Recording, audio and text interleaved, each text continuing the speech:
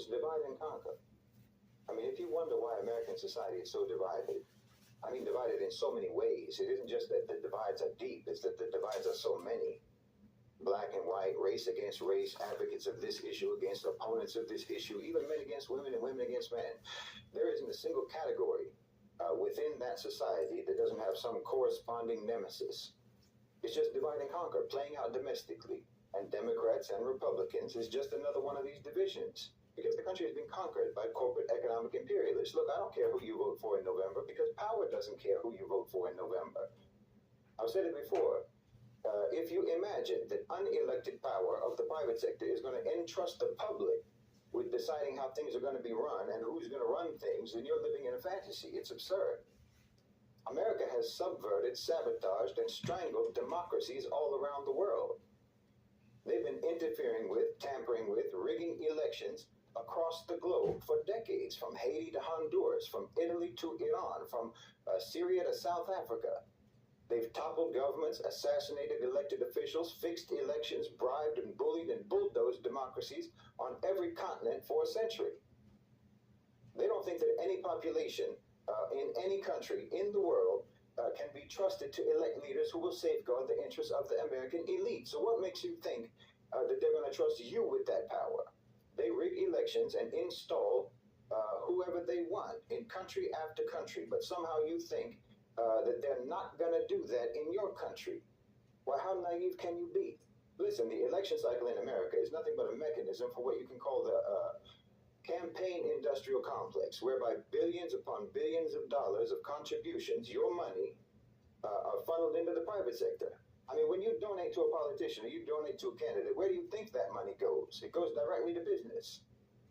You're not doing anything but increase the revenue streams of consultancies, ad agencies, analytics firms, PR firms, media companies, social media companies, digital marketing agencies, events coordinators, on and on. This is nothing but the public providing basically an economic stimulus package to unproductive industries. It's a wealth transfer that you yourselves are participating in. You're literally just donating money to the private sector and getting nothing in return. Getting nothing in return except that you get to watch the most expensive fan fiction movie about democracy ever produced. I mean, look at the Democrats. Kamala Harris was just appointed as the nominee. She wasn't voted for. This is straight up succession, not election.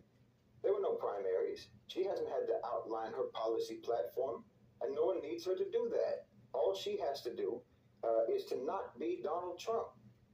This is the logic of demonization versus policy debate as a campaign strategy. No candidate has to win your approval as long as the whole election is framed in the lesser of two evils scenario. And what's the point of that? To make the pre-programmed win seem plausible, that's all. And to not leave any opening for dissent to manifest that might make the win seem implausible. Because, for instance, if voters actually have demands of this candidate or that candidate, and the candidate fails to address those demands, then it could cast doubt upon their eventual victory. And inevitably, if a candidate does address voter demands, well, that will always end up alienating some other faction of voters.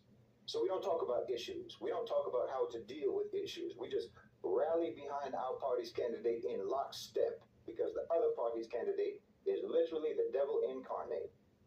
When you're operating in the lesser of two evils framework, you're always going to have decidedly low expectations of your chosen candidate, and that's perfect when the election is already fraudulent in the first place. So this uncomplicates the rigging process. Yes, I said rigging, and don't think for a second, don't you imagine that that's a conspiracy theory, that the U.S. rigs elections.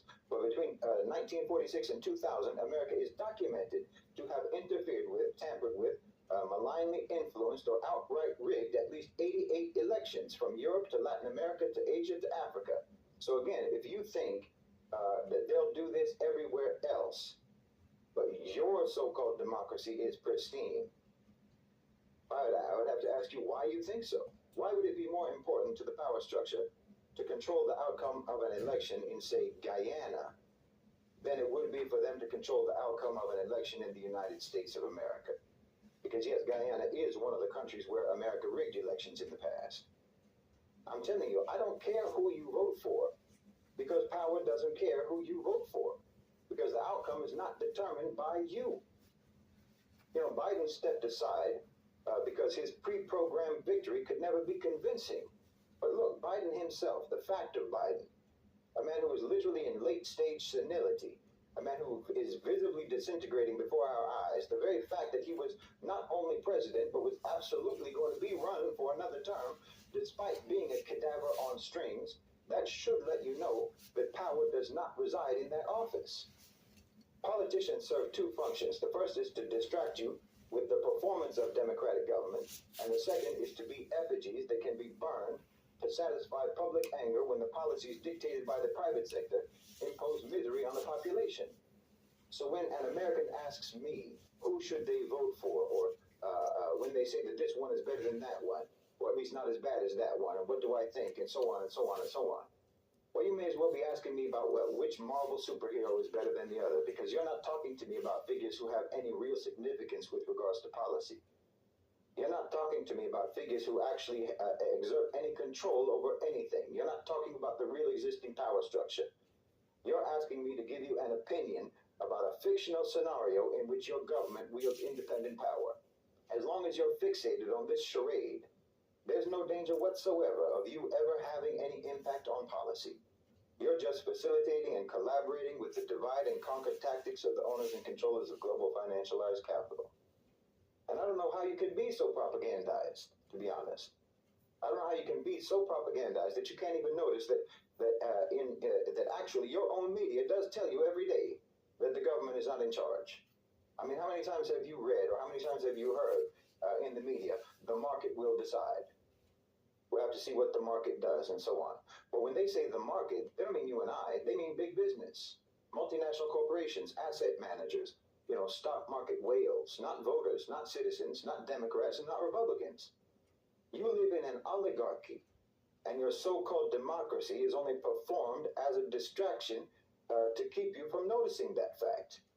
Now, for this election in the U.S., as I've said, Harris and Trump are just mascots representing two different factions of the OCGFC. And it's going to be just like what happened in Venezuela. The only way that Trump can win is by trying to out-rig the election rigging of the Democrats. But the Democrats are the incumbents, like Maduro was. So they have the advantage of overseeing the succession, and Harris is likely to win. The only thing that Trump can do is to try to boost his own popularity to the point that Harris's pre-programmed victory looks less plausible. But like I said before, it's not musical chairs where both candidates are walking in circles around the chair until the music stops, and then they have to race for the seat. Kamala is already in the seat, just like Maduro, and it's harder to get someone out of that seat than it is to just sit in it. So it looks like the neocons will probably stay in the White House. And that just means that the real battle between the military-industrial complex OCGFC and the global-oriented OCGFC, that battle is just going to go on a while longer. But if you're fool enough to think that you have to drop everything in order to ensure that Kamala Harris will win and Trump will lose, well, then you're literally like someone who can watch those old Roadrunner cartoons and still get worried and anxious about whether or not the coyote is going to catch him.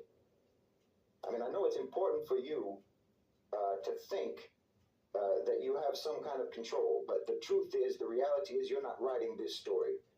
And you're not writing how this story goes. And as long as you think that you are writing how this story goes or participating in it in any way whatsoever, then that just ensures that you will always be nothing but a spectator. Unless and until you redirect your activism towards the private sector, and I mean organize and mobilize with the understanding that, for example, corporations are political entities. So treat them as such and deal with them as such. Impose expectations and demands upon them as such. Unless and until you do that, all your get-out-the-vote initiatives, all your campaigning, all your voting will never do anything for social and political change except to ensure that it won't happen. Boeing, for example, just used your government to make around $20 billion. Boeing, Raytheon, and all the other merchants of death and destruction. They just got $20 billion of your money to keep the genocide going in Gaza. That's their policy. Zionism is their policy. Genocide is their policy, and they're doing it for money. And they give almost evenly to the Democrats as they do to the Republicans, except they give slightly more to the Democrats. And it's almost even between what they give to Kamala Harris and to Donald Trump. They contributed a bit more to Harris.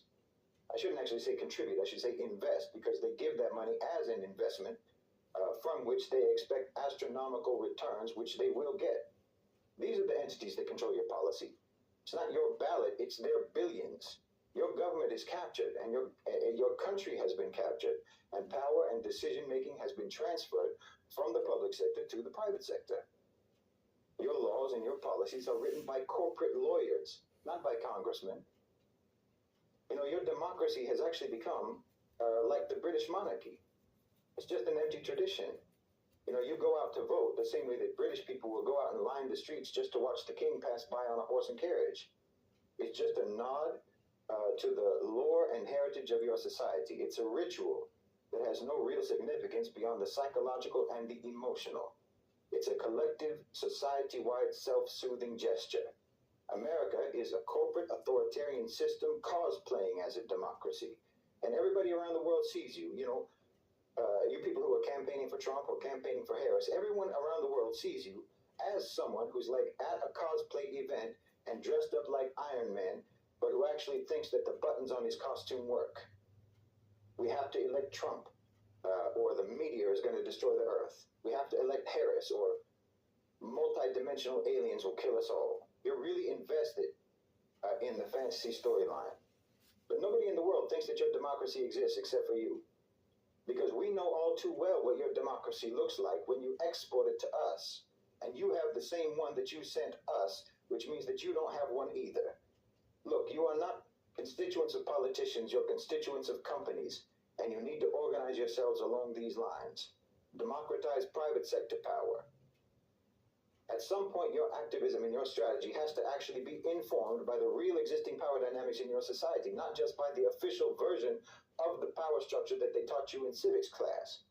Until you do that, I'm telling you that the harder you work for this party or the harder you work for that party, well, you're doing nothing but fortify and reinforce your own disenfranchisement and your own irrelevance.